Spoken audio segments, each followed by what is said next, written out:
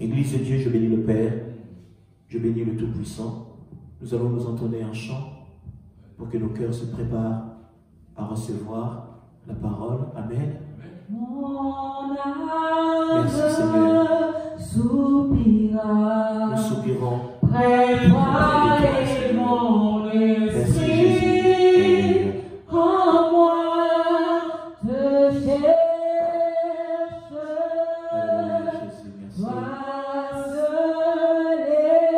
Le désir de mon cœur et je vis pour t'adorer. Tu es mon bouclier, tu es mon bouclier, ma force, le roc sur qui j'ai fondé ma vie.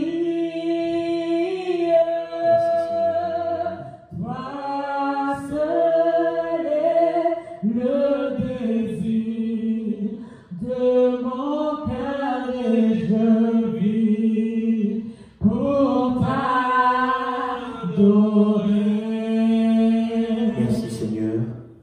Saint-Esprit, accompagne-moi. Saint-Esprit, parle pour que ton peuple entende. Saint-Esprit, glorifie le Christ dès maintenant à jamais dans le nom puissant de Jésus. Peuple de Dieu, nous prêchons Christ ressuscité, nous prêchons Christ crucifié de la croix. Amen. J'invite l'Église à s'asseoir.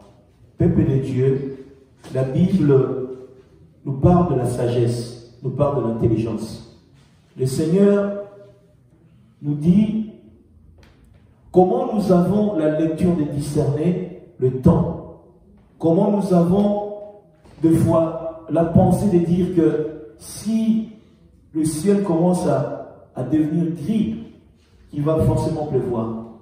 Lorsque le matin, ceux qui sont à côté de la mer, surtout lorsqu'ils regardent le ciel, ils se disent qu'aujourd'hui, il y aura un soleil vraiment terrible. Pourquoi? Parce que le ciel annonce cela. Si les choses du monde que Dieu a créées au commencement dans Genèse, le ciel et la terre, ici nous enseigne comment nous pourrions discerner les choses et donner une lecture objective par rapport à cela. Il en est ainsi de temps que Dieu a donné à l'homme. L'homme n'a pas été créé pour vivre de manière à périr. Dieu a donné l'éternité à l'homme. Lorsque Adam a péché, la Bible dit que la mort est rentrée, l'homme est devenu péché et le péché a engendré la mort. Dieu a façonné l'homme pour l'éternité. Mais toutefois, lorsque le péché rentre, nous voyons clairement que le malheur se manifeste. La Bible dit ceci: tous ont péché, sont privés de la gloire de Dieu. Lorsque nous sommes privés de la gloire de Dieu, cela revient à dire que la mort est rentrée. Lorsque la mort rentre, nous sommes de ceux qui ont besoin de la personne de Jésus-Christ. Lorsque la mort est notifiée, lorsque la mort est mise en place, nous réclamons la vie dans la personne de Jésus-Christ. Le Christ est celui qui manifeste la grâce. Le Christ est celui qui manifeste la faveur au nom de son amour. Dieu est bon. Dieu est majestueux. Dieu est lumière. Dieu est glorieux. Mais un homme comme Salomon, nous voyons dans 1 Roi chapitre 3, je le présentais ici, lorsque Dieu a béni cet homme, il lui a donné ce qu'on appelle une bénédiction. La bénédiction que Salomon a reçue, Dieu lui a dit: je te donnerai la bénédiction en matériel. Mais Salomon lui a demandé ce qui est utile dans la vie d'un homme. Et ce que nous négligeons. Il lui a donné la sagesse et l'intelligence. Si nous regardons dans 1 Roi chapitre 3, le verset 12, C'est un texte que j'ai déjà lu ici récemment. Et si je prends ça, pour que nous puissions le lire avec vous, dans l'amour du Seigneur, peuple de Dieu, 1 Roi chapitre 3, le verset 12, je prends la parole de Dieu et je vais lire. Nous pourrions le prendre comme notre première lecture. C'est un texte que j'ai pris récemment ici. Il a dit, à partir de 12, est-ce que nous sommes, peuple de Dieu? Amen.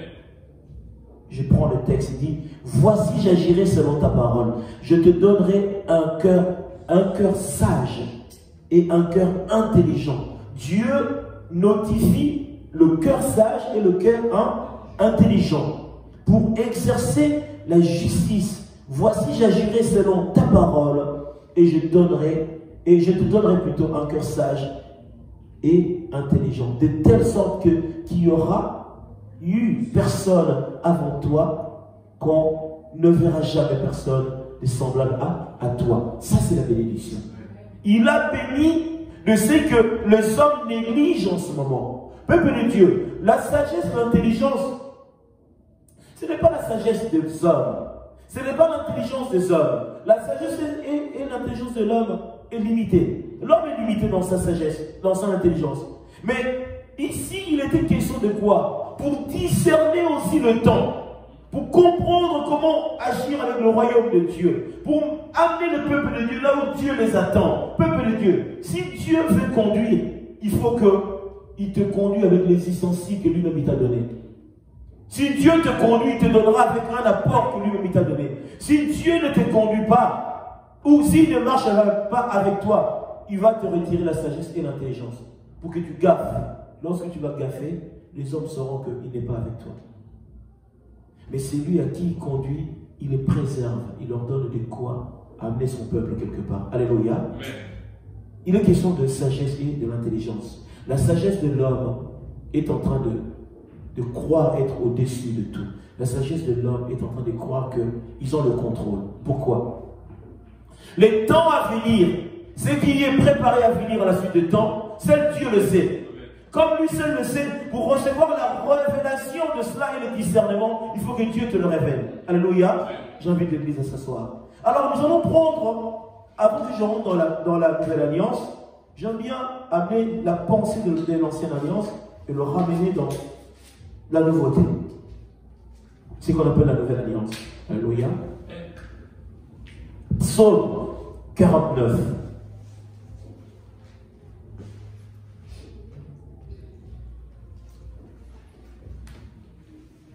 Ô chef de chambre, de fils de Corée, psaume, écoutez ceci, vous tous, peuple, prêtez l'oreille. Alléluia. Lorsqu'on dit prête l'oreille, c'est que soit attentif. Vous tous, habitants du monde. Je parle de qui? Je parle des États-Unis d'Amérique, la France, New York City, Washington DC, tout ce que nous pourrions. Prêtez l'oreille, soit attentif. Petit et grand, riche et pauvre, peuple de Dieu. Lorsque Dieu parle, il parle à toute catégorie de personnes. Pourquoi? Pour que tu puisses avoir les oreilles qui entendent les oracles de l'Éternel. Peuple de Dieu. Vous savez, lorsque Dieu donna la mission à Noé, c'était pour les riches et les pauvres. C'était pour tout le monde. Il n'y a pas de catégorie. Cependant, Dieu attend que tu sois obéissant à sa parole pour recevoir la parole. Dieu fait exception de personnes. Dieu ne fois n'aime pas le favoritisme. Il veut que tout le monde soit traité en égalité. C'est pour cela la grâce est disponible pour tout le monde. Mais cependant, lorsque la grâce vient, que fais-tu de la grâce? D'autres, ils sont en train de dédaigner la grâce à cause de leur propre intelligence. D'autres sont en train de mépriser la grâce à cause de biens qu'ils ont. Ils pensent que cela leur suffit. Hein? Ça me suffit. Ça ne me parle pas. Dieu, qu'est-ce que ton Dieu peut m'apporter? J'ai entendu ça déjà. Moi, je suis riche. Ton Dieu m'apportera quoi? Mon Dieu ne t'apportera pas ce qui est temporel ou les choses de la terre. Il t'apportera ce qui est invisible, ce qui est céleste. Ce qui compte sur la terre, c'est l'éternité. Voyez la vie que nous avons sur la terre. On est venu à un stage. On est venu à un stage. Nous sommes comme des acteurs d'un film et le film va s'arrêter un jour. Vous voyez les acteurs hollywoodiens, il y a le commencement, il y a l'acteur principal, il y a le second rôle, on attribue de rôle. C'est ça au fait. Vous allez comprendre que ces gens-là, ils ont copié de ce qui est Dieu. Dieu distribue de rôles, c'est le distributeur de rôles. À chacun, il donnera ceci, à chacun ceci. Mais quoi qu'il arrive, le film viendra à la fin. Qui a déjà vu un film éternel? Il n'y a pas.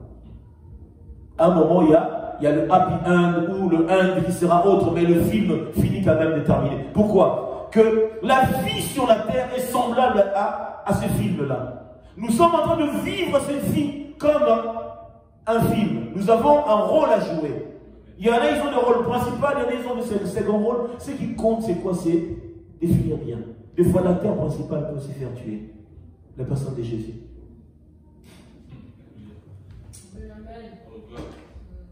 Mais il n'est pas mort d'une manière vile et vaine. Lui, il a eu à payer un prix. Pourquoi? Pour remporter une couronne de grâce. Il a payé un prix. Et le prix de la gloire lui a été réservé. Christ a reçu. Mais il y a des acteurs principaux. Dans le film, il était un assassin, un voleur, un tueur. À la fin, il a été tué. Mais il est mort comme pour aller dans le séjour de mort. Il en est ainsi. La vie que nous vivons, c'est comme un film qu'on est en train de tourner. Mais à la fin, comment tu finiras? La fin, ce sera comment? C'est ça le problème. Mais maintenant, je ferai appel à l'intelligence et à la sagesse. Peuple de Dieu, les hommes aussi, ils ont reçu. Un être humain, Dieu lui a donné l'intelligence et la sagesse. Il y en a de ceux qui se disent des savants, qui ont des connaissances extraordinaires. C'est Dieu qui leur a donné. C'est lui qui donne. Mais cependant, à quoi cela te sert? Ça te servira pour fabriquer des armes, pour tuer les autres êtres humains, à faire des avions pour créer un monde de destruction, ou tu seras à l'écoute de Dieu pour faire la volonté de Dieu premièrement. Alléluia. Et Dieu ici parle à qui? Au petit. Même à l'enfant qui est à la mamelle. Dieu parle. Pour que nous puissions écouter, comprendre. Peuple de Dieu, les temps difficiles viendront. Ici, il est question de temps difficiles. Je pourrais même titrer mon thème, le temps difficile. Mais j'ai pris, nous prêchons Christ crucifié. Pourquoi Christ est crucifié? Christ est mort pour ces temps difficiles-là. Il a payé le prix pour le temps difficile. Le Seigneur est mort pour ces morts. Écoutez, si vraiment nous voulons savoir pourquoi Jésus est mort, Jésus est mort pour ces temps-là que nous sommes en train de vivre. Parce que le temps difficile est à la porte. Tiendras-tu, oui ou non? Abandonneras-tu la foi chrétienne, oui ou non? Ce sont des moments comme ça. Peuple de Dieu, c'est le moment où toi, chrétien, tu seras secoué, tu seras tamisé. Vous savez comment est-ce qu'on tamise des choses de part et d'autre? Tu seras tamisé. Mais est-ce que tu vas tenir ou pas? Peuple de Dieu, le temps difficile arrive. Le moment le plus compliqué de l'histoire de l'humanité arrive. Ceux qui mangeaient à leur faim, à un moment, ils n'auront plus à manger. Celui qui avait la paix n'aura plus. Et Dieu attend que tu aies les yeux rivés vers la rémunération. Christ était l'opprobre que Moïse a vu. Regardons le trésor, les richesses des États-Unis d'Amérique, de la France, de tous ces pays-là qui se disent puissants, comme ville et verre. J'avais les yeux rivés vers qui? Vers Jésus. Car quoi que les choses seront difficiles avec Jésus, j'aurai la paix. Peuple de Dieu, les gens peuvent pleurer, peuvent manquer. Mais la paix que Christ donne dans le cœur. Vous savez que des fois tu ne peux pas manger, mais le Saint-Esprit en toi va vers là où l'organe qui donne la faim. Il lui dit tais-toi. Il lui dit tais-toi. Comment un homme peut ne pas manger 40 jours? Vous avez vu ça où? Hein? 40 jours. Comment tu peux voir ça? Si c'est que c'est lui qui a créé le corps lui-même, qui dit à l'organe qui a j'ai faim, il lui dit écoute, fais de ton mieux, fais comme si tu avais déjà mangé. Et la personne tient. Il est Dieu, il fait ce qu'il veut. Le corps est à lui, c'est lui qui est le propriétaire de toutes choses. Écoutez, nous sommes dans un monde où le propriétaire viendra chercher son bien. Dieu se prépare à venir chercher son bien. On est des locataires. On est des locataires. Le diable lui-même c'est un locataire. Ça veut dire que Aujourd'hui, je dois regarder le monde avec des yeux, des discernements. Si je ne discerne pas le monde, je vais me perdre. Peuple de Dieu, la Bible dit, toi qui étais en train de courir, qui t'a dit d'arrêter de courir? Hein? Toi qui avais pris déjà un sprint. Pourquoi? Pour les choses de ce siècle. Pour des choses de ce siècle. À quoi ça servirait? À quoi ça servirait de t'arrêter? Toi qui as déjà payé un prix, tu as payé un prix, le prix de la grâce t'a été octroyé. Maintenant tu abandonnes. Pourquoi? Pour des choses qui n'ont pas d'intérêt. L'intérêt c'est le ciel, peuple de Dieu. L'intérêt c'est le ciel. L'intérêt que nous avons besoin, c'est le royaume des cieux. Mais Christ attend quoi? Que celui qui est faible se fortifie. Celui qui est triste se console. Celui qui est dans l'amertume demande au Saint-Esprit qui lui donne la restauration du cœur. C'est ce que nous avons besoin. Alléluia. Ici, que tout le monde soit attentif. Écoutez, 4. Ma bouche va faire entendre des paroles sages. Alléluia. Et mon cœur des pensées pleines de sens. Je prête l'oreille aux sentences qui me sont inspirées. J'ouvre mon chant au son de la harpe. Pourquoi craindrais-je au jour du malheur lorsque l'iniquité de mes adversaires m'enveloppe? Alléluia. L'iniquité, lorsque les adversaires nous enveloppent, c'est que le diable des fois vient nous envelopper avec des choses que nous ne maîtrisons pas. C'est lui qui peut maîtriser le diable, ce n'est que Dieu. Il faut maintenant quoi? Que je m'appaisantis, je m'appuie plus à Christ pour que cette enveloppe de combat me libère. Mais si moi je m'éloigne de Dieu, je donne accès au diable. Je lui dis, écoute, celui qui peut me sauver, moi je m'en suis retiré. Mais le diable dira, mais tu n'as plus de protection. Tu es vulnérable. Il fera quoi? Il va venir dans ta vie pour pouvoir faire ce qu'il veut. Et la Bible dit que la condition de la personne devient encore plus difficile et plus compliquée. Pourquoi? Parce qu'il faut écouter. Il faut être attentif. Peuple de Dieu, le monde passera. Le monde passera. L'éternité, c'est notre joie, c'est notre bonheur. C'est la récompense du prix que nous avons payé. Tu as déjà payé ce prix-là. Tu es déjà celui qui est sauvé. Mais ne laisse pas l'ennemi te ravir le prix de ta course. Paul a dit, personne ne ravira le prix de ma course. Personne. J'irai même loin. Romains chapitre 8, le verset 35. Qui me séparera de l'amour de Dieu? Est-ce mon mari? Parce que le mari, c'est un support. Est-ce ma femme? C'est un support que Dieu a mis. Moi, c'est Dieu qui m'intéresse. Ça, ce sont des choses de la vie, mais Dieu m'intéresse. Je vis pour Dieu. J'existe pour lui. Parce que lorsque je partirai, Dieu ne citera même pas mon mari, mais citera moi. Qu'as-tu fait sur la terre? Peuple de Dieu. Vous savez, oh Seigneur Jésus. Est-ce que c'est Jésus-là, il vit vraiment en nous? Lorsque Christ en moi, quand Christ en moi, l'espérance de la gloire. Mais il dit, c'est plus moi qui vis. C'est lui qui vit en moi, c'est Christ qui vit en moi. Si Christ vit en moi, je ne peux pas être triste pour les choses de la vie. Ça, ce sont des choses de la vie terrestre. Mais ceux de cieux, je m'accommoderai jusqu'à la fin de ma vie. On n'abandonne pas son siège. Le monde ne dit-il pas que tu pars à la chasse, perds sa place. Est-ce que c'est le temps d'aller chasser? Mais non. Oh, Jesus, come on. Ils ont confiance en leur bien. Alléluia. Et se glorifient de leur grande richesse. Alléluia. Eux ne peuvent se racheter l'un à l'autre, ni donner à Dieu le prix du rachat, peuple de Dieu. Est-ce que vous avez compris cela ou pas? Please. Hein? Ils ont confiance en leur bien. Alléluia. Le riche a confiance à ses biens. Oh, moi, je suis riche à Soé, j'ai des millions. C'est son droit.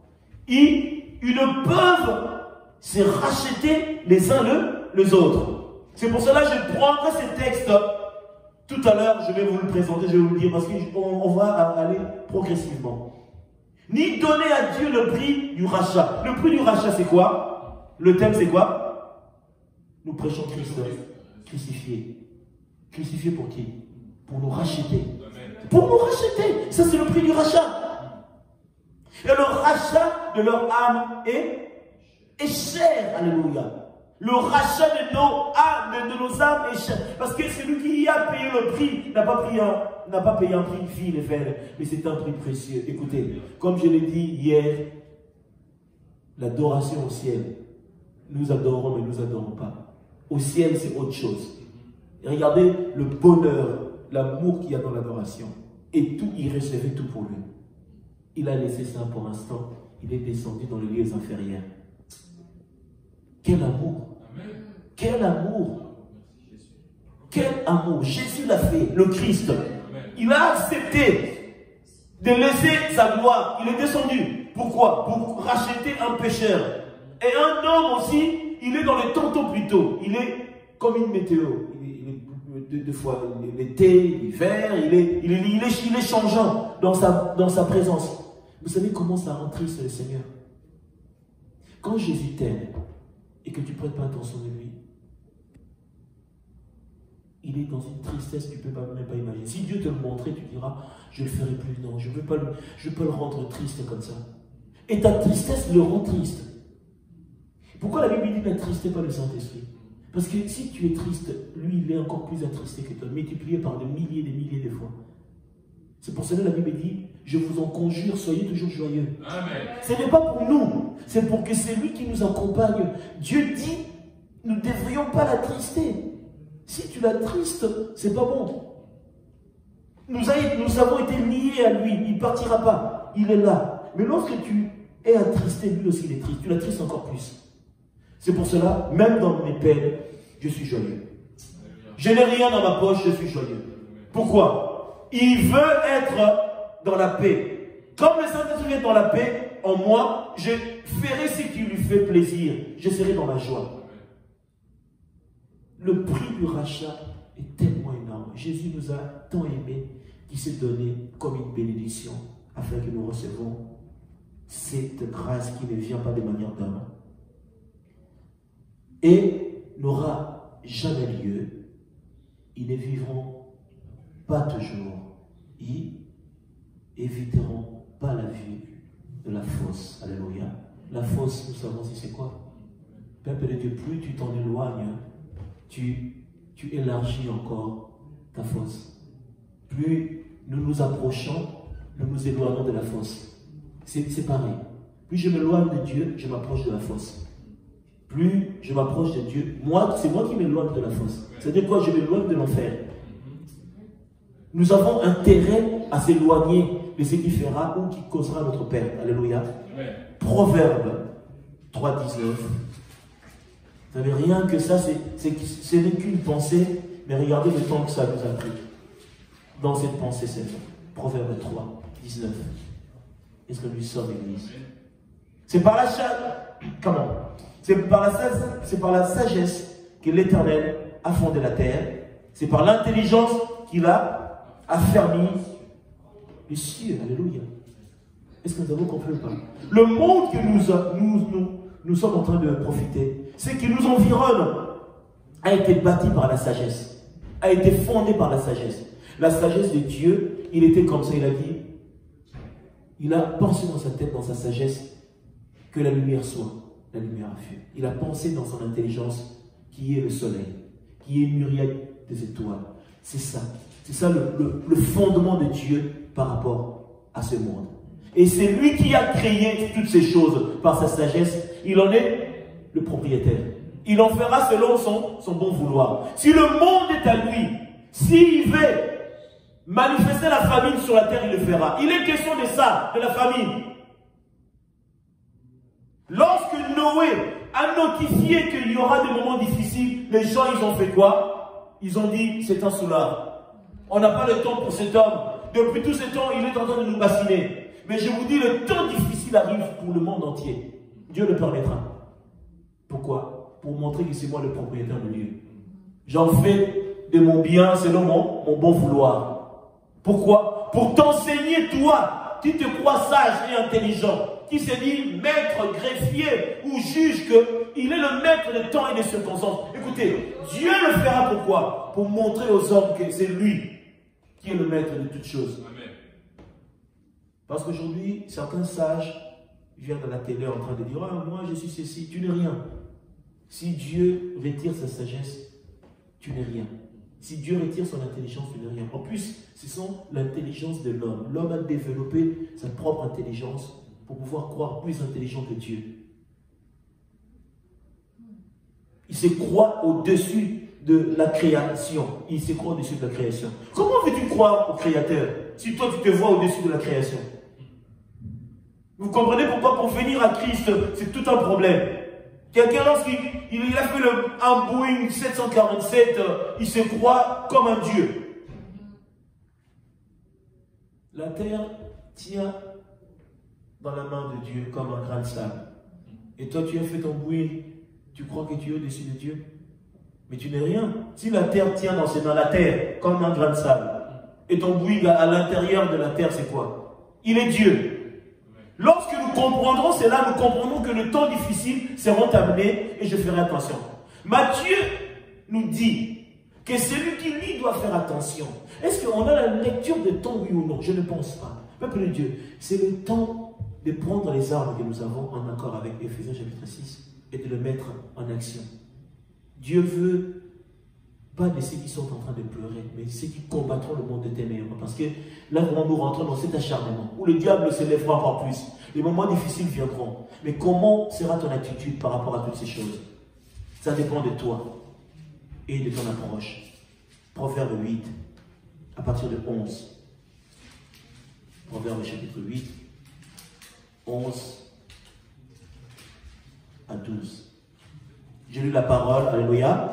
Car la sagesse vaut mieux que le Père. Elle a plus de valeur que tous les objets de prix. Moi, la sagesse lui-même, c'est nominé. Il a dit, moi, la sagesse. Je pour demeure le discernement. Et je possède la science de la réflexion. Et la crainte de l'Éternel, c'est la quoi? La haine du mal. Alléluia. Et l'arrogance et l'orgueil, la voie du mal. La bouche perverse, voilà ce que je hais. Le conseil et le succès m'appartiennent. Si tu écoutes les conseils, tu auras du succès. Je suis l'intelligence, la force est à moi. Alléluia. Par l'intelligence, je vais acquérir la force.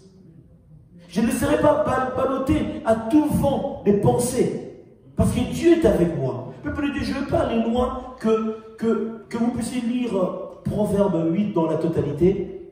La personne qui est dans ces temps un peu compliqués, s'il le lit, il verra qu'est-ce que Dieu pense de l'état que nous pourrions avoir des fois. Alléluia. Je vais avancer pour le temps. Je prendrai à côté juste Proverbe chapitre 9 et je commence à partir des 10. C'est que nous connaissons tous. La Bible dit ceci. Le commencement de la sagesse, c'est la crainte de l'Éternel, de Dieu. Et la science des saints, c'est quoi? C'est l'intelligence. C'est par moi que tes jours se multiplieront. Alléluia. Regardez, il se nomine lui-même, il se donne un acte ou une action. Il a dit par moi que comment? Alléluia. Par moi que tes jours se multiplieront. C'est-à-dire que si tu vis de la sorte, tu vivras longtemps. Amen. Si tu vis de la sorte, tu vivras longtemps. Pourquoi? Parce que dans les temps difficiles qui seront amenés à vivre, il faut la sagesse et l'intelligence afin de vivre longtemps. Sinon tu mourras. C'est par moi que tes jours se multiplieront et que les années de ta vie augmenteront. Si tu es sage pour toi, si tu es moqueur, tu emporteras la peine. Alléluia. Oh, moi, ça ne me parle pas. Peuple de Dieu, les temps difficiles viennent, sont à la porte. Ne nous leurrons pas. Je vis en France, et la Tour Eiffel, et les Champs-Élysées. Les temps difficiles là arriveront quand même. Ah, j'ai un beau costume, j'ai une belle cravate. Les temps difficiles s'imposeront quand même. Oh, moi je ne crois pas en Dieu. Moi je suis riche. Les temps difficiles viendront quand même. Écoutez, Dieu veut montrer à l'humanité qu'il est le maître des temps et des circonstances. C'est lui qui s'est dit un peu athée de temps en temps. Il va réfléchir que forcément, il y a certainement peut-être quelqu'un, oui, parce que ces choses qu'on vit là, ça veut dire que la personne commencera à réfléchir. On est dans un pays où les gens sont cartésiens. Les gens ils ont poussé la pensée trop loin pour commencer à croire. Ça devient compliqué. Et Dieu, des fois, pour te ramener à croire, il peut ramener une situation fâcheuse, pour te ramener à comprendre que c'est moi qui décide et c'est moi qui dirige le monde. Alléluia. Ouais. Alors, Paul a parlé, 1 Corinthiens chapitre 1er. Paul a parlé. Vous allez remarquer, au-dessus, lorsqu'il y a eu un peu, comment est-ce que je peux le dire, il y a eu une division en fait, quoi. Il y en a qui disaient, ouais, nous sommes de Paul, nous sommes d'un tel, nous... C'était une division. Et dans cette division, ce n'était pas favorable. Il fallait qu'il puisse le recadrer. Il a dit toutefois, moi Dieu ne m'a pas envoyé pour baptiser. Et d'ailleurs, je l'ai baptisé parce qu'il a cité la personne qui l'a baptisé. Mais il a dit, je suis venu pourquoi? Pour ramener un évangile de feu. Peuple de Dieu. Dieu nous appelle à chacun à sa tâche. La sagesse et l'intelligence qui nous conduit notifient la mission. Comme j'ai dit, au départ, nous sommes des acteurs. Chaque acteur a ce à quoi il doit faire. Peuple de Dieu, il y en a qui seront dans des tâches dans l'église qu'eux-mêmes, ils ne vont pas les considérer. Mais au ciel, tu peux t'asseoir. Vous voyez, la chaise des apôtres sont là, toi tu es juste à côté. Et le pasteur, le tout-puissant qui se disait, il n'est même pas dans la salle, ça se trouve. Tu dis, mais il est où le pasteur? Mais ils te disent, non, lui, il n'a pas été invité. À la table du Seigneur? Mais non, il n'a pas été. Lui, vraiment lui, non. Peuple de Dieu, ce n'est pas l'évangile que nous prêchons seulement. Tu peux prêcher la parole, mais tu ne rentres pas au ciel. Parce que ta vie aussi doit être ancrée dans ce que tu prêches. Tu peux dire des choses que toi-même tu ne pratiques pas. Tu deviens comme un cymbale retentissant. Mais tu ne vis pas la chose. Tu parles beaucoup, mais tu ne vis pas la chose. Mais il faut que tu pratiques la parole toi-même. Paul a dit, je prêche, mais j'ai peur. Parce que c'est que je prêche, que moi-même un jour je puisse quoi? Je puisse être rejeté. Il savait cela. Vous savez que Paul parlait beaucoup avec le Seigneur. Le Saint-Esprit lui parlait. Il avait beaucoup d'échanges avec lui. Il lui dit, tu es là en train de prêcher, là, tu es en train de prêcher. Mais fais attention qu'un jour que tu ne sois pas rejeté toi-même. Alors il faut avoir une vie exemplaire. L'exemplarité commence d'abord par soi-même. Tu ne peux pas prêcher aux autres des choses que toi-même tu ne fais pas. Mais non. Il faut que tu prêches des choses qui sont en toi, que tu le manifestes. On donne, quand je dis, on donne la vie, on donne la mort. C'est dans ces soubassements-là qui donne la vie, qui donne la mort. Celui qui a la mort en lui donnera la mort. Celui qui a la vie donnera la vie. C'est aussi simple. La prédication, c'est ça. Ça, c'est le secret de la prédication. Celui qui a la mort, il donnera la mort. Celui qui a la vie donnera la vie. Il faut faire attention. Celui qui a la mort, tu ne verras pas qu'il a la mort. Tu verras la mort par ses dires. Peut-être pas. Il faut avoir le discernement. Tu peux ne pas voir la mort qui donne. Mais cependant, il a quand même la mort. Il faut que Dieu te ramène dans le discernement. L'évangile, c'est bien. Mais l'évangile devient dangereux parce que c'est lui qui donne. S'il a la mort, il ramènera une multitude dans le séjour des morts. Alléluia. J'aime bien Paul. 1 Corinthiens chapitre 1er. Nous allons avancer. Est-ce que nous y sommes? Comme je vous ai dit au départ, il a dit, quand il y a la division à partir du chapitre 10, plus bas, là j'arrive à 17. Il a dit, ce n'est pas pour baptiser que Christ m'a envoyé pour annoncer l'évangile. Est-ce que nous sommes ceux qui périssent? Mais pour nous, nous sommes sauvés. Elle est une quoi? Elle est une puissance de Dieu. Une puissance pourquoi? Pour libérer les hommes qui sont dans la prison de Satan.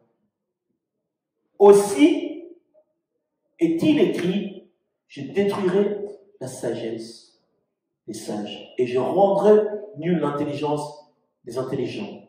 Où est la sagesse? Question. Où est les scribes? Où est les raisonnaires de ces siècles? Dieu n'a-t-il pas convaincu la folie, la sagesse du monde? Car, puisque le monde avec la sagesse n'a point connu Dieu, il a plu à Dieu dans sa sagesse à Dieu. Est-ce que vous y êtes ou pas? Les sauver, les croyants, par la folie de la prédication. Peuple de Dieu, c'est pour cela que la prédication est une folie. Le juif demanda des miracles. Les Grecs cherchaient la sagesse. Nous prêchons Christ crucifié. La problématique, c'est quoi? Écoutez, Église. Lorsque nous sommes dans cette optique, vous allez comprendre que l'homme qui est en train de vivre la vie sur la terre a des intérêts qui se diffèrent des intérêts de Dieu. Nous sommes dans ce monde. Dieu donne le mode opératoire. Il donne une route. Il donne un chemin. Si tu ne suis pas ce chemin, tu peux te retrouver à vivre une vie maudite. Une vie de malédiction. Il a dit, la sagesse, le scribe, ce sont des personnes qui étaient là, des fois, ils étaient contredisants. Ils arrivaient, ouais, toi d'ailleurs, ceci, nous connaissons les Écritures, c'est bien.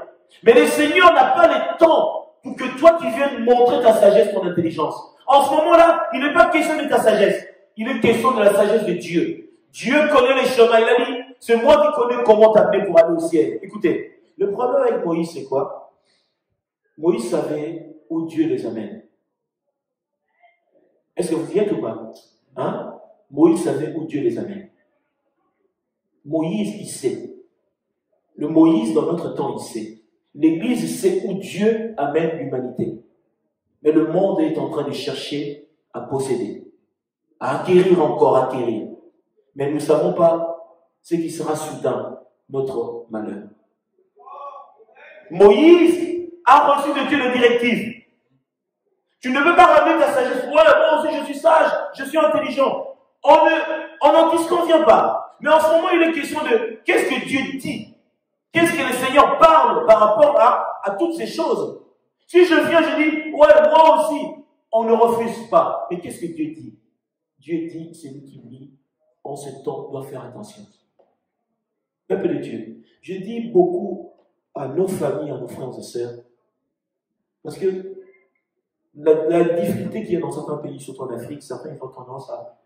C'est le rêve absolu, venir en Europe, et tout, la France, les États-Unis, le Canada, c'est bien. Est-ce que tu sais ce qui sera à la suite des temps pour ces nations? Tu sais qu'est-ce qu'il y a à la suite des temps? C'est comme un Eldorado, en fait. Un lieu où la rue vers l'or. Où nous voudrions chercher à gagner la vie, à posséder. Oui, d'accord. Mais si les choses là-bas ne sont plus telles que... Peut-être ton rêve, c'est de venir à tout prix. Tu sais qu'est-ce qui les attend à la suite des temps? Je réfléchirai là où je suis. Je demanderai à Dieu sa volonté avant de me déplacer. Tu peux arriver dans un lieu où c'est Sodome et Gomorrhe. Toi, comment tu arrives à Sodome et Gomorrhe le jour où on est en train de brûler vraiment Sodome et Gomorrhe? Mais tu auras fait quoi? Je demanderai à Dieu sa volonté d'abord. Peuple de Dieu, vous savez que l'humanité sombre parce qu'ils se sont retirés de Dieu. Un prêtre, une fois, a dit autrefois, il a dit, si vous voyez que l'Europe dans son entièreté est dans la perdition, parce que nous avons tourné le dos à Dieu. Ils ont tourné le dos à Dieu. Dieu est mis dans le lieu le plus inférieur qui soit. Un prêtre a osé dire que la loi de Dieu est au-dessus de la loi du monde. Ils étaient même prêts à le frapper. Tellement que je dis, mais dans ce moment, scandale pour les Juifs, scandale pour les Grecs, ça veut dire, mais t'es fou. Mais la loi de Dieu, c'est la loi de Dieu, c'est Dieu lui-même qui est la loi, c'est la loi sur la terre. Si la loi de Dieu ne s'impose pas, vous êtes une nation qui a vraiment un sérieux problème. Mais comment vous voudriez être sauvé? Et c'est la loi de Dieu qui sauve. Amen. C'est la loi de Dieu. Dieu, lorsqu'il donne une loi, c'était pour que Israël ne se perde pas. C'est pour cela, regardez, lorsque Dieu a commencé à marcher avec eux, il a dit, Moïse, viens. Il faut que ce peuple soit sauvé. Prends les tablettes, donne-leur les tablettes. Pour qu'ils obéissent à ce que je leur dirai. C'est lui qui désobéira à ce qui est à l'intérieur, mourra. Il a dit même, obéis à tes parents. Il y a une bénédiction qui est liée à cela, pour que tu vives. Si tu n'obéis pas, donc tu rentres dans la malédiction et tu mourras. Alléluia. La mort, ce n'est pas forcément la mort physique. La mort est la mort spirituelle d'abord. Vous voyez, quelqu'un qui grandit, il a une vie, ben, ça ne marche pas. Parce que dans son alliance avec les parents, il a rompu quelque chose, la désobéissance. Il est dans la malédiction. Vous savez que nos enfants, les choses qu'ils ont eu à faire, une fois ils tombent mis dans la colère et tout. Dieu, des fois, m'amène à ça, il nous ramène dans des pensées, de pécher des choses de part et d'autre. Il ne te le ramène pas pour que tu sois, non. Il te ramène pour que tu puisses, si possible, demander pardon. Amen. Seigneur, pardonne-moi. Seigneur, que ta miséricorde soit au-dessus sur cet acte que j'avais posé. Accorde-moi ta grâce. C'est très important. Ce n'est pas pour que tu t'en souviennes. Oh, ce péché-là était mignon, je me rappelle encore. Non. Pour que tu demandes à Dieu, Seigneur, je sais que ta miséricorde, ta grâce. Il nous a déjà pardonné. Mais il y a les conséquences du péché qui réclament les actes que nous avons posés. Dieu nous a pardonné. Mais les conséquences. Quelqu'un qu'on a dit n'est pas une vie d'impudicité. Tu n'es pas marié. Elle rentre dans l'impudicité, elle a un enfant. Le jour où sa vie devient difficulté et problème et toi avec l'enfant, avec le bébé, il dit, Seigneur, les conséquences. L'enfant, c'est une bénédiction, mais ça devient une conséquence pour toi. Parce que tu n'avais pas obéi aux parents. Est-ce que vous comprenez ou pas? Il y a des conséquences du péché. Dieu t'a déjà pardonné. Mais tu es dans les conséquences. C'est que le Seigneur cherche à nous éviter. Est-ce que nous le sommes, peuple de Dieu? C'est que ceux qui cherchent autre chose, et Christ crucifié, je suis à 28, c'est ça? Scandale pour les Juifs, folie pour les païens, mais puissance de Dieu et sagesse de Dieu pour ceux qui sont appelés. Pour ceux qui sont appelés. Ceux qui sont appelés ne regardent pas Dieu d'une manière quelconque. Ils regardent Dieu avec les yeux de la foi, avec l'esprit du discernement. Tant Juifs que Grecs, car la folie de Dieu est plus sage que les hommes.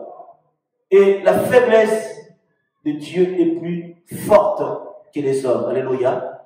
Considérez, frères, que parmi vous qui avez été appelés, il y a ni beaucoup de sages selon la chair, ni beaucoup de puissance, ni beaucoup de nobles. Mais Dieu a choisi les choses folles du monde pour confondre les sages. Dieu a choisi les choses faibles du monde pour confondre les fortes. Et Dieu a choisi les choses viles du monde et celles qu'on méprise, celles qui ne sont point. Pourquoi? Pour réduire à néant celles qui sont afin que personne ne se glorifie devant Dieu. Or, c'est par lui que vous êtes en Jésus-Christ qui, par la volonté de Dieu, a été fait pour nous sagesse, justice, sanctification, rédemption, afin, comme il est écrit, que celui qui se glorifie dans le Seigneur. Alléluia. Je me glorifierai en Christ. Pourquoi? Parce que je suis sauvé. Comment tu peux te glorifier des personnes que tu n'es pas sauvé? Je me glorifierai en Christ lorsque je suis sauvé. Peuple de Dieu, il y en a qui ont été sauvés. Ils ont reçu la grâce, mais ils ont refoulé cette grâce. Ils ont chassé cette grâce. Ils sont en train de vivre une vie d'Ichabod. C'est très dangereux. Dieu veut que tu retournes à ses pieds pour vivre une vie selon le modèle de Christ. Peuple de Dieu, les temps compliqués viendront. Les temps difficiles viendront. Les temps compliqués viendront, les temps difficiles viendront. C'est lui qui me dira comment cela. Prie, demande à Dieu. Prie et consulte Dieu toi-même. Nous sommes des chrétiens, des enfants de Dieu, demandant à Dieu, les choses difficiles viendront. Pourquoi? Il te dira la raison pour laquelle ces choses viendront. Nous rentrons dans ce qui est la fin. Et comme la fin est proche, chacun de nous ne doit pas se disperser. J'aime bien, ici, lorsqu'on me dit, alléluia, nous y sommes, en Christ, qui, par la volonté de Dieu, a été fait pour nous, sagesse.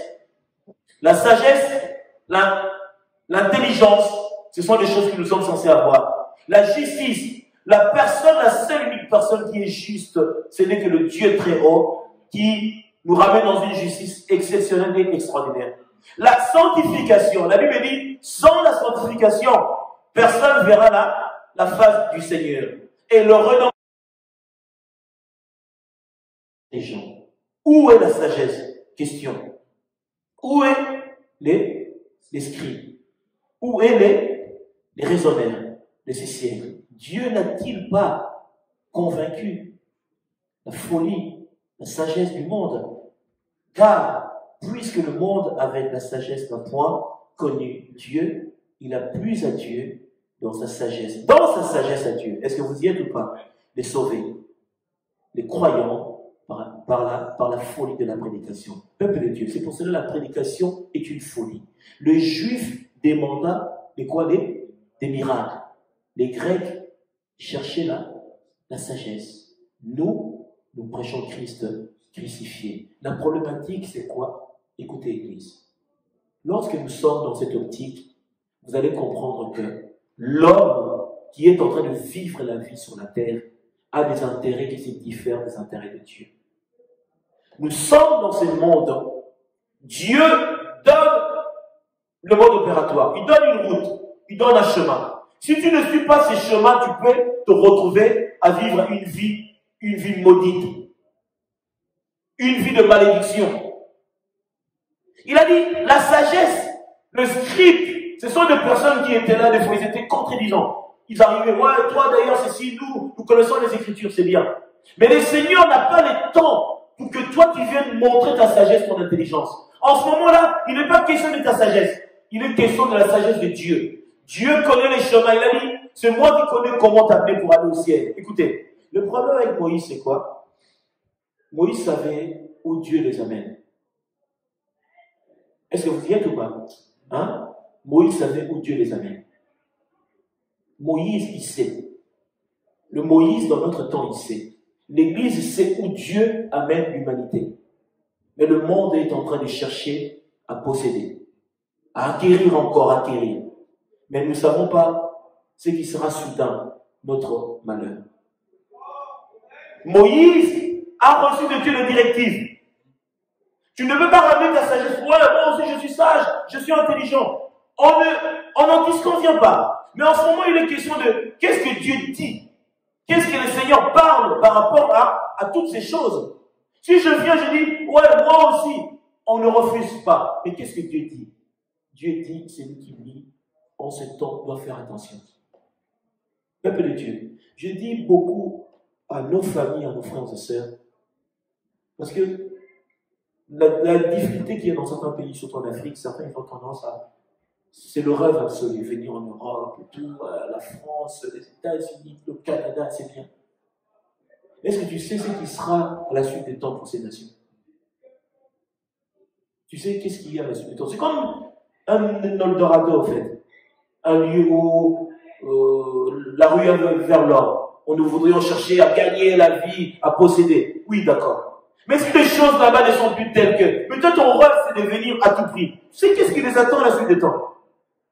Je réfléchirai là où je suis. Je demanderai à Dieu sa volonté avant de me déplacer. Tu peux arriver dans un lieu où c'est Sodome et Gomorrhe. Toi, comment tu arrives à Sodome et Gomorrhe le jour où on est en train de brûler vraiment Sodome et Gomorrhe? Mais tu auras fait quoi? Je demanderai à Dieu sa volonté d'abord. Peuple de Dieu, vous savez que l'humanité sombre parce qu'ils se sont retirés de Dieu. Un prêtre, une fois, a dit autrefois, il a dit, si vous voyez que l'Europe dans son entièreté est dans la perdition, parce que nous avons tourné le dos à Dieu. Ils ont tourné le dos à Dieu. Dieu est mis dans le lieu le plus inférieur qui soit. Un prêtre a osé dire que la loi de Dieu est au-dessus de la loi du monde. Ils étaient même prêts à le frapper. Tellement qu'ils ont dit, mais dans ce moment, scandale pour les Juifs, scandale pour les Grecs, ça veut dire, mais t'es fou. Mais la loi de Dieu, c'est la loi de Dieu, c'est Dieu lui-même qui est la loi, c'est la loi sur la terre. Si la loi de Dieu ne s'impose pas, vous êtes une nation qui a vraiment un sérieux problème. Mais comment vous voudriez être sauvé? Et c'est la loi de Dieu qui sauve. Amen.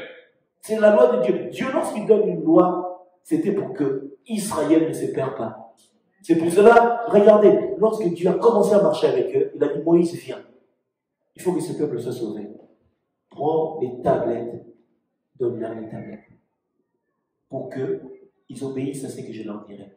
Celui qui désobéira à ce qui est à l'intérieur mourra. Il a dit même, obéis à tes parents, il y a une bénédiction qui est liée à cela, pour que tu vives. Si tu n'obéis pas, donc tu rentres dans la malédiction et tu mourras. Alléluia. La mort, ce n'est pas forcément la mort physique. La mort est la mort spirituelle d'abord. Vous voyez, quelqu'un, il grandit, il a une vie, ben, ça ne marche pas. Parce que dans son alliance avec les parents, il a rompu quelque chose, la désobéissance. Il est dans la malédiction. Vous savez que nos enfants, les choses qu'ils ont eu à faire, une fois ils tombent mis dans la colère et tout. Dieu, des fois, m'amène à ça, il nous ramène dans des pensées, de pécher des choses de part et d'autre. Il ne te le ramène pas pour que tu sois, non. Il te ramène pour que tu puisses, si possible, demander pardon. Seigneur, pardonne-moi. Seigneur, que ta miséricorde soit au-dessus sur cet acte que j'avais posé. Accorde-moi ta grâce. C'est très important. Ce n'est pas pour que tu t'en souviennes. Oh, ce péché-là était mignon, je me rappelle encore. Non. Pour que tu demandes à Dieu, Seigneur, je sais que ta miséricorde, ta grâce. Il nous a déjà pardonné. Mais il y a les conséquences du péché qui réclament les actes que nous avons posés. Dieu nous a pardonné. Mais les conséquences. Quelqu'un qu'on a dit n'est pas une vie d'impudicité. Tu n'es pas marié. Elle rentre dans l'impudicité, elle a un enfant. Le jour où sa vie devient difficulté et problème et tout avec l'enfant, avec le bébé, il dit, Seigneur, les conséquences. L'enfant, c'est une bénédiction, mais ça devient une conséquence pour toi. Parce que tu n'avais pas obéi aux parents. Est-ce que vous comprenez ou pas? Il y a des conséquences du péché. Dieu t'a déjà pardonné. Mais tu es dans les conséquences. C'est que le Seigneur cherche à nous éviter. Est-ce que nous le sommes, peuple de Dieu? C'est que ceux qui cherchent autre chose.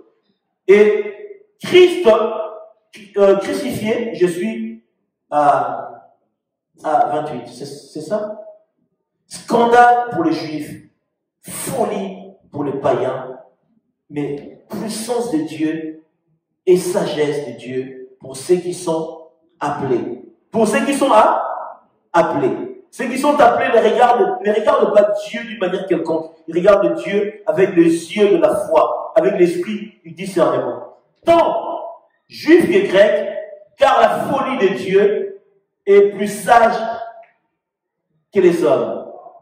Et la faiblesse de Dieu est plus forte que les hommes. Alléluia.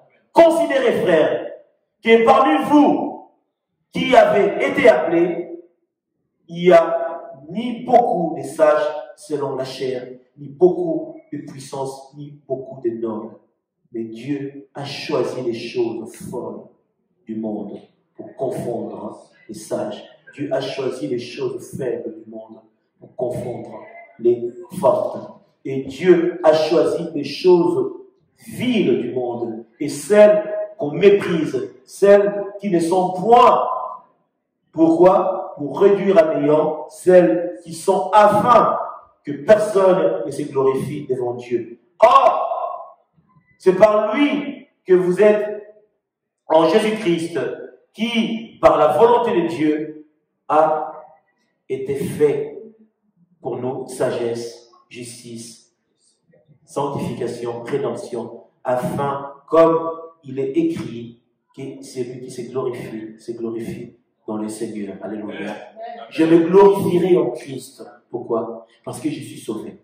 Comment tu peux te glorifier des personnes que tu n'es pas sauvé? Je me glorifierai en Christ lorsque je suis sauvé. Peuple de Dieu, il y en a qui ont été sauvés. Ils ont reçu la grâce, mais ils ont refoulé cette grâce. Ils ont chassé cette grâce. Ils sont en train de vivre une vie d'Ichabod. C'est très dangereux. Dieu veut que tu retournes à ses pieds pour vivre une vie selon le modèle de Christ. Peuple de Dieu, les temps compliqués viendront. Les temps difficiles viendront. Les temps compliqués viendront, les temps difficiles viendront.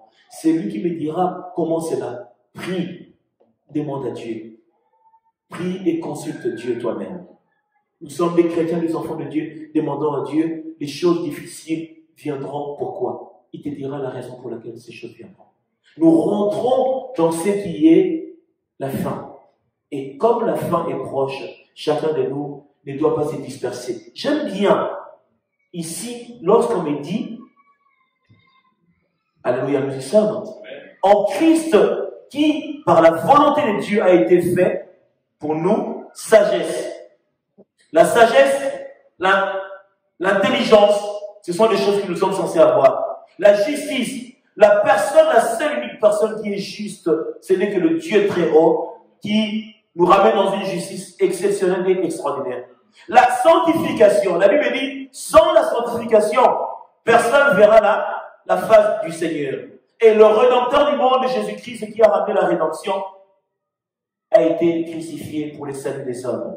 Afin, comme il est écrit, que celui qui se glorifie en Christ. Parce que je reconnais qu'il m'a sauvé. Je suis le sceau de son apostolat. 1 Corinthiens, chapitre 2.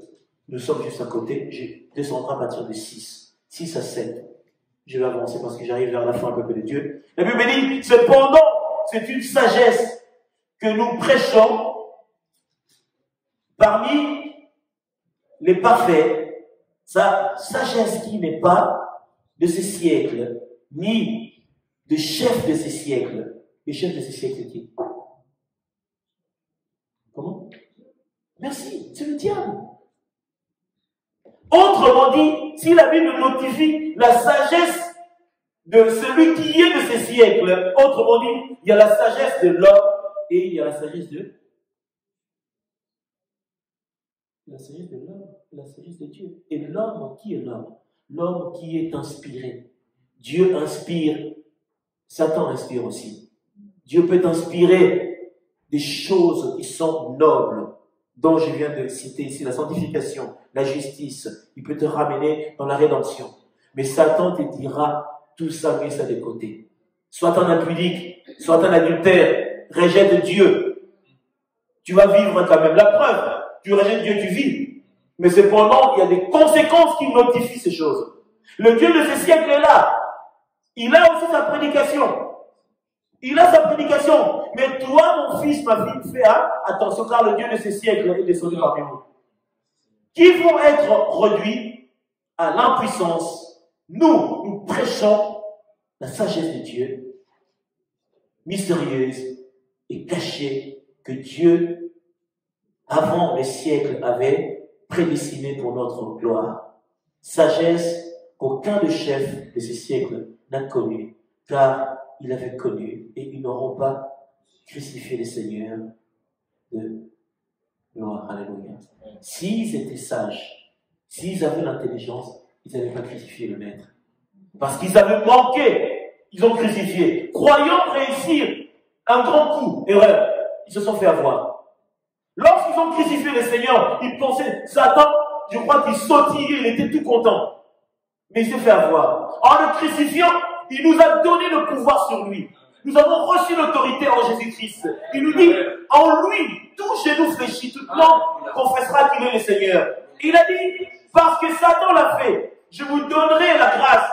Vous allez mettre leur œuvre en spectacle. Aujourd'hui, les démons sont là. Oh, s'il vous plaît, je vais partir et tout. Dieu les a humiliés. À cause de sa justice et de sa gloire. Vous voyez comment Dieu est bon, peuple de Dieu? Alléluia. 1 Corinthiens chapitre 15, 11. J'avance. Nous arrivons vers la fin, peuple de Dieu. Merci Seigneur. Ainsi donc, que ce soit moi, que ce soit eux, voilà ce que nous prêchons. C'est ce que vous avez cru, peuple de Dieu. Nous n'avons pas cru à un homme. Nous avons cru à Dieu. Nous prêchons un Dieu que nous avons cru. Nous prêchons pas un Dieu que nous ne croyons pas. Moi, je prêche celui que j'ai cru. Certains prêcheront peut-être leur Dieu. Je n'ai même pas besoin de notifier ou de citer leur nom. Mais moi, je prêche Christ ressuscité. Ou, d'entre les morts, celui que la mort n'a pas supporté. Jésus-Christ, le roi des rois. 2 Corinthiens chapitre 4. Nous y sommes. 2 Corinthiens 4. Je prends ce qui nous est favorable, à partir de 5. Nous ne nous prêchons pas nous-mêmes. C'est Christ, le Seigneur, que nous prêchons. Et nous disons, alléluia, vos serviteurs à cause de Jésus. Moi, je dis, je suis votre serviteur, votre esclave. À cause de Jésus. C'est le Seigneur qui m'a dit qu'écoute, toi tu es le serviteur de mon peuple. Je suis votre serviteur. Et vous êtes ceux qui m'emploient pour que je fasse le travail de Dieu pour vous. Telle est la pensée de Dieu. Car Dieu qui a dit, la lumière brillera du sein des ténèbres, a fait briller la lumière dans nos cœurs, pour faire resplendir la connaissance de la gloire de Dieu sur la face de Christ. Alléluia. Ça, c'est très important, ces textes-là. Alléluia. Dieu a fait briller sa lumière dans nos cœurs. Peuple de Dieu, lorsque la lumière du Christ ne brille pas dans nos cœurs, autrement dit, nous sommes des êtres qui sont dans l'obscurité absolue. C'est pour cela que la Bible dit, tu dois te réveiller, toi qui dors, relève-toi d'entre les morts, Christ t'éclairera. Alléluia. Le Seigneur veut éclairer ceux qui ont besoin de recevoir la lumière. Alléluia. Je prendrai, d'ailleurs c'est Éphésiens, je vais prendre Éphésiens. Alléluia. Éphésiens. Merci Jésus. Nous arrivons vers la fin. Éphésiens chapitre 5. Nous connaissons ces textes. Donc 14, c'est ce que je viens de vous notifier. Réveille-toi, toi qui dois relever ton nom, Christ t'éclairera. Mais ce qui m'est favorable, ce qui est plus dans l'intérêt de ce que je veux vous dire aujourd'hui, dans la pensée du message d'aujourd'hui, à partir de 16, qu'est-ce que cela dit? Alléluia, quoi? Racheter le temps. Je vais commencer à partir des 16, des 15 plutôt. Prenez donc garde afin de vous réduire. Merci beaucoup. De vous conduire avec circonspection, non comme des insensés, comme des sages, mais comme des sages. Alléluia. Ne vis pas comme un insensé, vis comme un sage. Comme un sage. L'insensé dit dans son cœur, Dieu n'existe pas. L'insensé dit dans son cœur, oh ce Dieu-là, moi, je suis fatigué de ce Dieu-là. Tu es un insensé. Tu es un insensé. Et l'intelligence et la sagesse me dira quoi? Je dois racheter le temps, car les jours sont mauvais. C'est pourquoi ne sois pas inconsidéré. Mais comprenez quelle est la volonté du Seigneur. La volonté du Seigneur, c'est toi. La volonté du Seigneur, c'est que tu vives et que tu le reçois. Que dans les moments difficiles, que tu ne sois pas celui qui se voit seulement dans le désarroi. Jésus t'aime. Il a dit, ne vous enivrez pas du vin. C'est de la débauche. S'enivrer du vin, c'est le venin de l'amertume. Alléluia. C'est le venin des inquiétudes. On s'enivre de ça. On est ivre de ça. On est à un point où on ne s'aime même pas. On sent que notre entourage devient pour nous un désastre. Le prochain qu'on doit aimer, on commence à le regarder avec dédain. C'est le venin de l'amertume. Ne vous enivrez pas du vin. Si tu rentres dans la thématique seulement le vin, la boisson, erreur. On s'enivre de la débauche, de l'iniquité. On s'enivre. Pourquoi? Lorsqu'on s'enivre de ça, la problématique, ça fera quoi? On éteindra le Saint-Esprit. Mais la Bible dit, soyez au contraire remplis de l'Esprit. Celui qui est rempli de l'Esprit, il ne peut pas s'enivrer de l'iniquité. Il ne peut pas s'enivrer des choses. Comprenez la Bible, comprenez les textes saints. Quelqu'un qui est rempli du Saint-Esprit doit aimer, doit comprendre. Le diable ne peut pas l'atteindre, jamais. Ça ne peut pas arriver, c'est impossible. Mais lorsqu'on est enivré de l'iniquité, ce vin qu'on est en train de boire, qui nous enivre, on sent, on a le... Mais comment veux-tu ne pas avoir des attitudes qui... Ça, c'est le diable, ça. Et soyez au contraire remplis du Saint-Esprit. Amen. La Bible dit, entretenez-vous. Ça, c'est la chose, le mode opératoire que je te donne pour que tu vives selon le modèle de Dieu. Dieu dit ceci. Si tu t'enivres, ça sera très dangereux. Mais moi, je te dis, entretenez-vous par des psaumes, par des hymnes, par des cantiques spirituels, chantant et célébrant de tout votre cœur les louanges du Seigneur. Rendez continuellement grâce à Dieu le Père pour toutes choses au nom de notre Seigneur Jésus-Christ. Vous soumettant les uns les autres Dans la quoi? Croix de Christ. Que Dieu vous bénisse. Amen. Oh, gloire à toi, Seigneur. Ça, c'est le Christ, ça. Ça, c'est Jésus. Quand on vit ceci, on peut prétendre dire que notre Père dans les cieux est puissamment glorifié. Alléluia. Amen. Que Dieu soit glorifié, peuple de Dieu. Et comme un devoir, peut-être à la maison, Psaume chapitre 6, 8, 11, sur le chagrin. Alléluia. Que Dieu nous bénisse, peuple de Dieu. Lèvons-nous. Nous allons bénir le Père. L'auteur du monde de Jésus-Christ qui a ramené la rédemption a été crucifié pour les salut des hommes. Afin, comme il est écrit, que celui qui se glorifie en Christ. Parce que je reconnais qu'il m'a sauvé. Je suis le sceau de son apostolat. 1 Corinthiens, chapitre 2. Nous sommes juste à côté. Je descendrai à partir de 6 à 7. Je vais avancer parce que j'arrive vers la fin, peuple de Dieu. La Bible dit, cependant, c'est une sagesse que nous prêchons parmi les parfaits. Sa sagesse qui n'est pas de ce siècle, ni de chef de ce siècle. Le chef de ce siècle qui? Comment? Merci, c'est le diable. Autrement dit, si la Bible notifie la sagesse de celui qui est de ce siècle, autrement dit, il y a la sagesse de l'homme et il y a la sagesse de l'homme, la sagesse de Dieu. Et l'homme, qui est l'homme? L'homme qui est inspiré. Dieu inspire, Satan inspire aussi. Dieu peut inspirer des choses qui sont nobles, dont je viens de citer ici, la sanctification, la justice. Il peut te ramener dans la rédemption. Mais Satan te dira, tout ça, mets ça de côté.